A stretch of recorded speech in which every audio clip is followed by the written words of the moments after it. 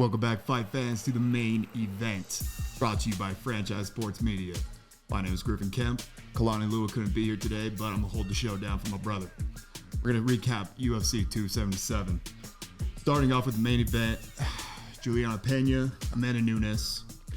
This fight was exactly the point I wanted to make. This fight proved the point that I was trying to make and that I've been feeling for weeks and months, with a lot of talk about female fighters in the UFC.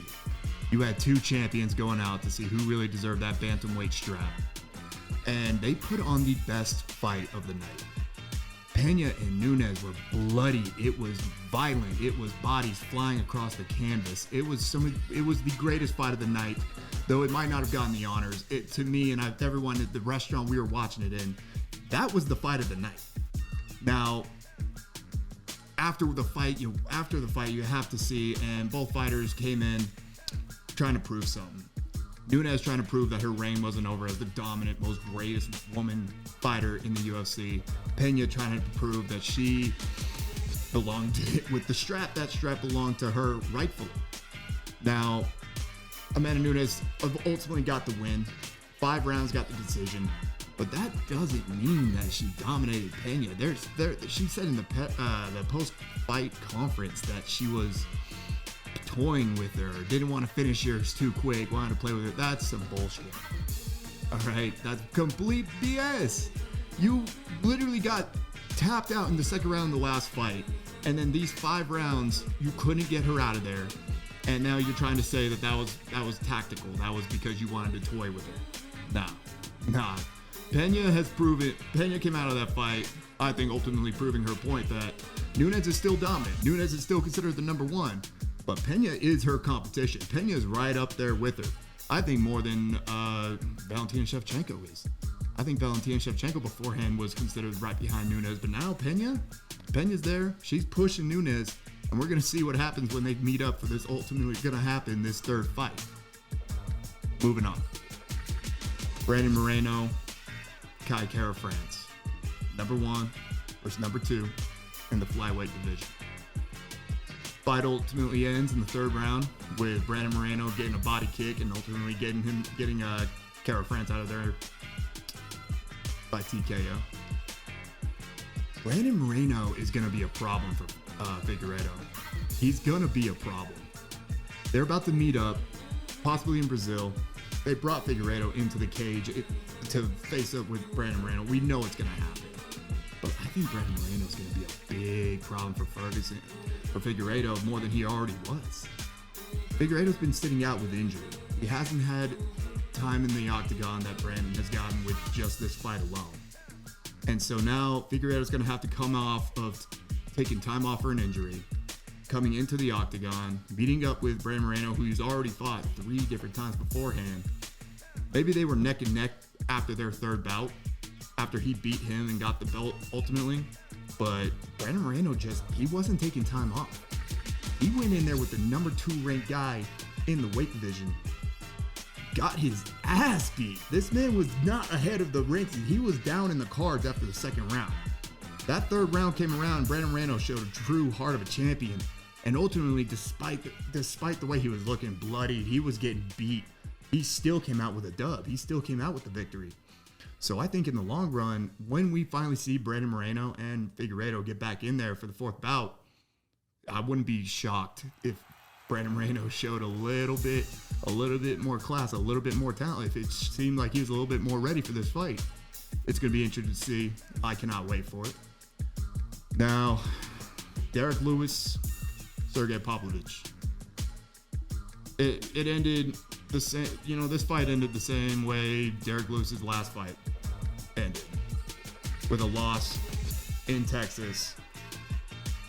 It's starting to look like maybe Derrick Lewis just, there was a moment in time where there was talks where Derrick was going to go up and fight for the belt. He was in title contention. So now the fact that he's lost the title to Uvasa, he's lost to Sergey Pavlovich, the number 11 ranked fighter in the heavyweight division. It's surprising to see that he was on such an incline, and he is such a fan favorite, the beast, the knockout power, the comedy he brings. He's a fan favorite for sure. But it's just crazy the turnaround and what could happen after 2 losses. Tai Tuivasa got out of there in the second round. This one was in the first round, and people can argue that it was an early stoppage. It was an early stoppage. Was it? I mean, yeah, the ref probably could have given him another second to recover and get back up.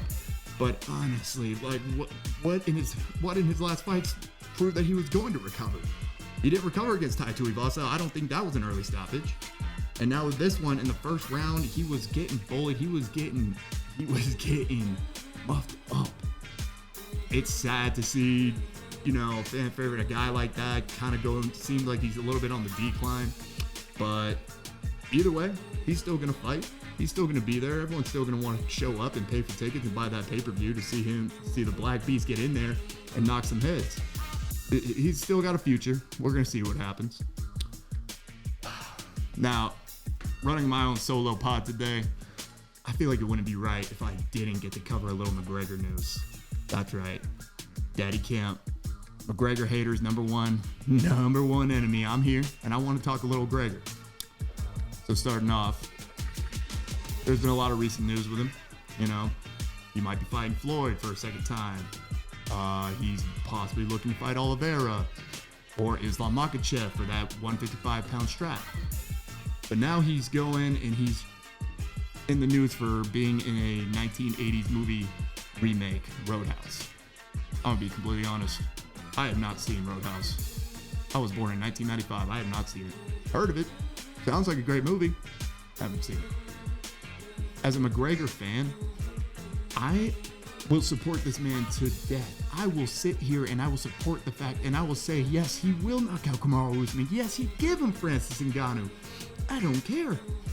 I will support the man, but eventually I need to see something. I need to see that hungry McGregor we saw knock out Dustin Poirier the first time around, get on the mic and tell the world how him and Ireland are going to war together. I need to see the McGregor that was in there with Chad Mendes, down and beaten and cut and bloodied, and he still came out on top. And to go on to fight Jose Aldo and knock him out in 13 seconds. It's hungry McGregor that all the Conor McGregor fans around the world want to see. And with news like with Floyd Mayweather for a second fight coming out, who's going to pay for it? The reason that first fight made the money that it did was just anticipation. People didn't know what was going to happen with a boxer versus an MMA fighter who was a striker at the same time. That was what made it interesting. The second time around, Floyd's coming off fighting a Paul brother, and McGregor is recovering from an ankle injury and hasn't been fighting and has been out. I'm not interested. I'm just not.